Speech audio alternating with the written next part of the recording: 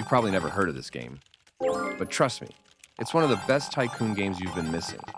Today, we're diving into Mad Games Tycoon 2, and I'm going to show you why it's completely underrated. Hey everyone, I'm Arnav, and today we're reviewing Mad Games Tycoon 2. This game doesn't get the attention it deserves, probably because people are too busy playing garbage clicker games. But if you like actually thinking, or at least pretending to, this is your jam. The game costs about $13 on Steam. A bit pricey for a small indie game. But honestly, the depth and complexity make it totally worth it. You're basically paying for the joy of slowly destroying and rebuilding your little digital empire. So, what is Mad Games Tycoon 2? You run your own game development company. You hire staff, manage projects, and pray that your choices don't make your studio go bankrupt. Seriously, one bad decision, and it's like watching a slow-motion train wreck. And it's not just about making games. You can release your own consoles, manage every feature you can imagine, and micromanage your studio to the point where you start questioning your life choices. The depth is insane. Staff skills, research, marketing, development cycles, trends, everything reacts to your decisions. Even on easy, you can somehow bankrupt yourself if you make a single bad call. Medium mode is genuinely challenging, and hard and legendary? That's basically signing up for a full-on trial by fire. You'll be sweating, panicking, and still loving every second of it.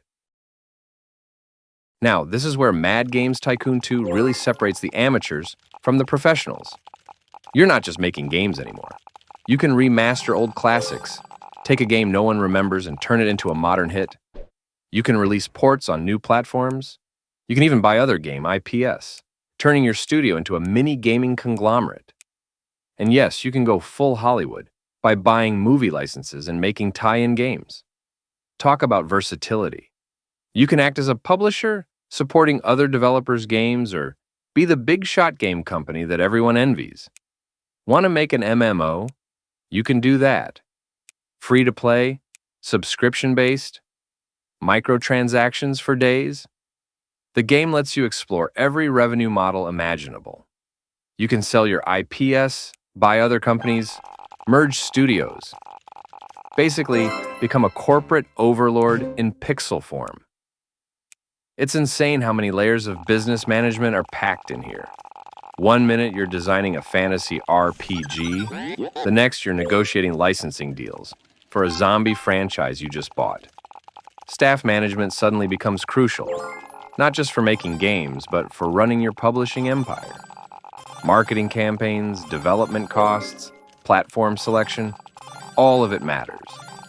Screw up one tiny decision, and your entire investment can crumble. Play smart, and you'll feel like a strategic genius. Screw up, and you'll be the cautionary tale in the game's Hall of Fame of failures. The game forces you to think about long-term strategy.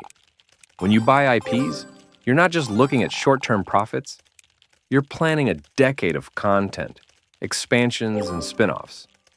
MMO games alone can take years to develop, requiring dedicated staff, maintenance, and updates. Free-to-play games need constant balancing to keep players happy without going bankrupt. Subscription-based models are a delicate dance. You need high-quality content every month or your revenue tank. And it's all fully simulated, meaning the consequences of your choices are felt immediately, and sometimes painfully. Honestly, it's borderline ridiculous how much freedom and depth the game gives you. Most tycoon games barely let you make a single game without going insane. Here, you're juggling dozens of moving parts. Multiple studios, global releases, marketing campaigns, console production, licensing deals, acquisitions, MMOs, subscription services. The list goes on. And every decision matters. It's like being a CEO in a simulated universe, where everyone's slightly cruel and your mistakes are magnified. And here's the kicker. You could play on easy and still somehow mismanage everything and crash your empire. Medium is genuinely challenging. And hard and legendary? That's a full-on test of your strategic thinking. You'll find yourself obsessing over staff skills, development cycles, IP negotiations, and market trends like a mad genius, or slowly losing your sanity trying. And yet, it's addictive, because the satisfaction of seeing your empire grow, your IPs flourish, and your studios dominate the market, there's nothing else quite like it. Seriously, no other tycoon game I've played gives you this level of control, strategy, and freedom.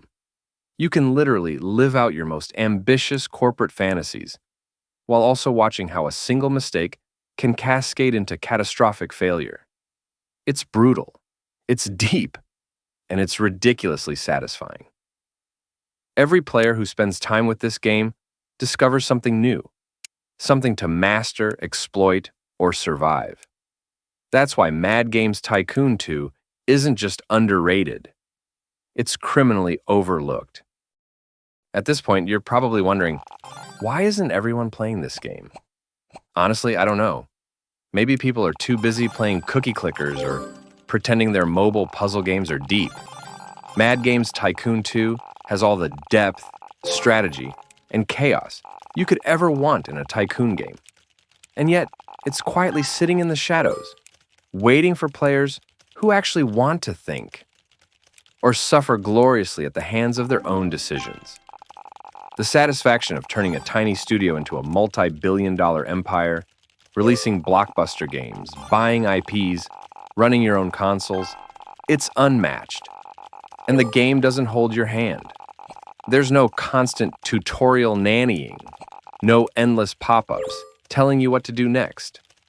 You're in charge, for better or worse, and that's what makes every success feel earned and every failure feel deliciously brutal. I've lost count of the hours I've spent tweaking projects, optimizing staff, juggling licenses, and obsessively trying to make one MMO not implode. And yet, I keep coming back, because when you finally see a game you worked years on in-game succeed, or watch your studio dominate the market, it's addictive in the best way. It's like watching a miniature empire rise and fall under your fingers, and realizing you've basically been a digital corporate overlord all along.